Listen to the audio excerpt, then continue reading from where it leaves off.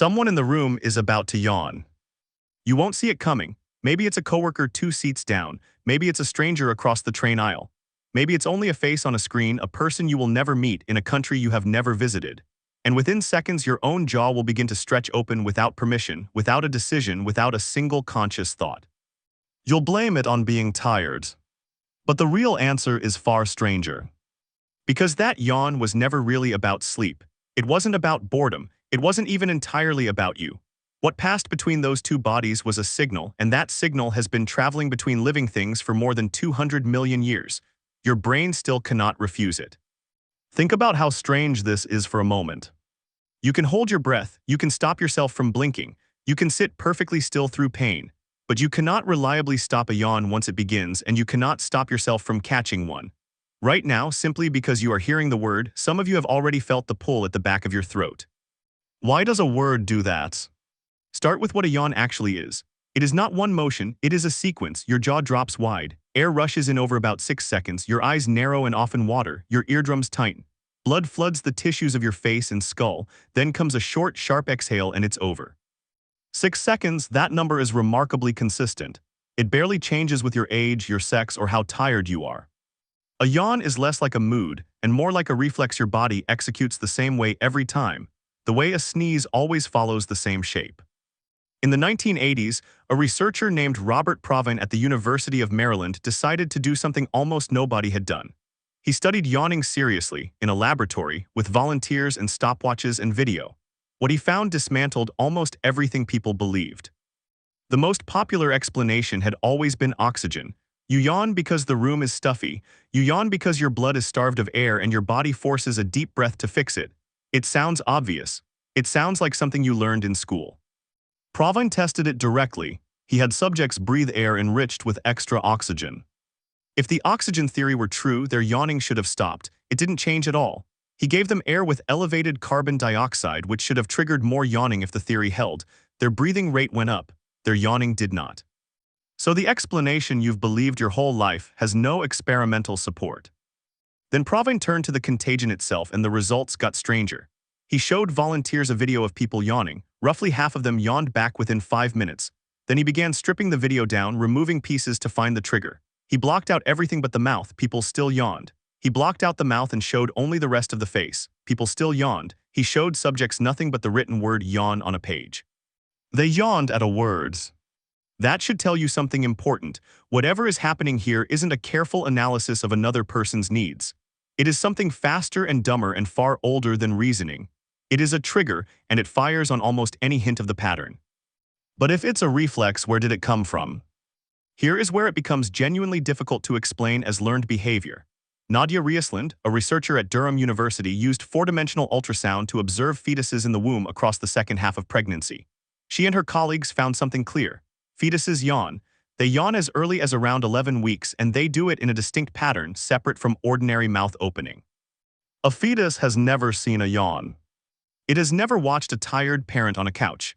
It has no social world to copy, and yet the behavior is already there, fully formed, running in the dark.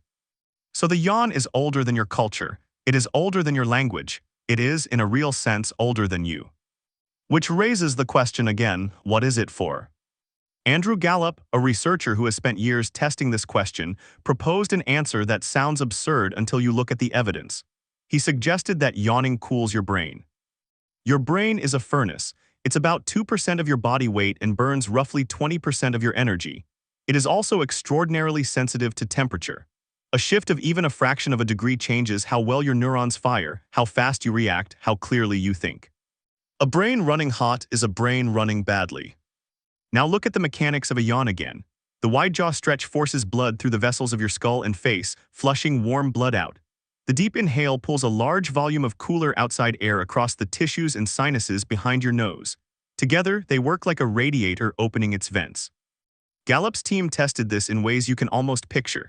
They had people hold a cold pack against their foreheads while watching videos of yawners. Contagious yawning dropped sharply. A warm pack or a neutral one did nothing.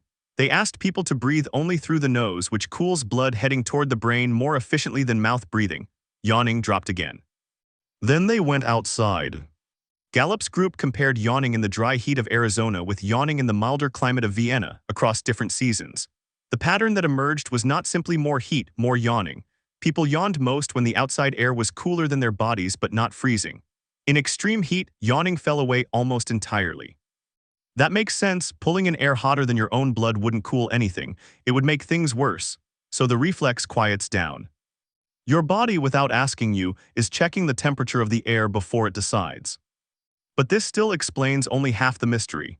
Brain cooling explains why you yawn. It does not explain why you yawn because someone else did. That part is social.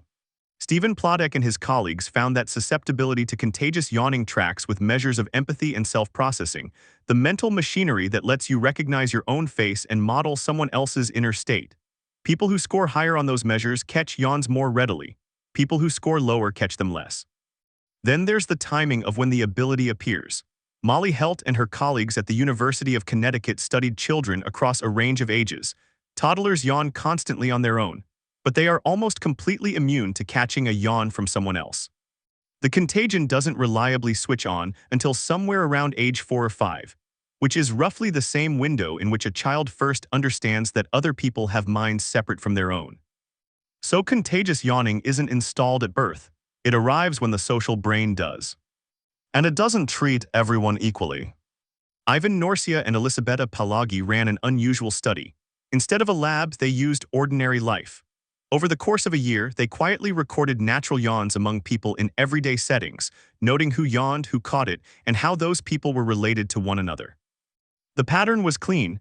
Yawns spread most strongly between close family members, slightly less between close friends, less again between acquaintances, least of all between strangers. Nationality didn't predict it, sex didn't predict it, the strength of the social bond did. The closer someone is to you, the faster their yawn becomes yours. This holds outside our species too. Matthew Campbell and Franz de Waal, working with chimpanzees, showed the animals videos of familiar group members yawning and videos of strangers from other groups yawning. The chimps caught yawns far more readily from their own group, the same reflex, the same in-group bias. So what you have in your skull is not a tiredness detector. It is a synchronizer, a mechanism that quietly matches your internal state to the state of the bodies you belong with. Picture what that would have meant 100,000 years ago. You live in a group of maybe 30 people. There are no clocks. There is no schedule. The group must sleep at the same time, wake at the same time, stay alert at the same time, or it falls apart. One person's nervous system shifts toward drowsiness. That shift ripples outward through faces, and within minutes the whole group begins settling together. No one gave an order, no one made a plan, the bodies simply agreed. That's what a yawn is. It's a group of nervous systems staying in step. Now look at where you catch yawns today. You catch them from a face in a video filmed months ago by someone who does not know you exist. You catch them from a photograph. You catch them from a written word on a page. You catch them from a stranger in an airport who will never once affect your survival. The reflex was built for 30 people you would know your entire life.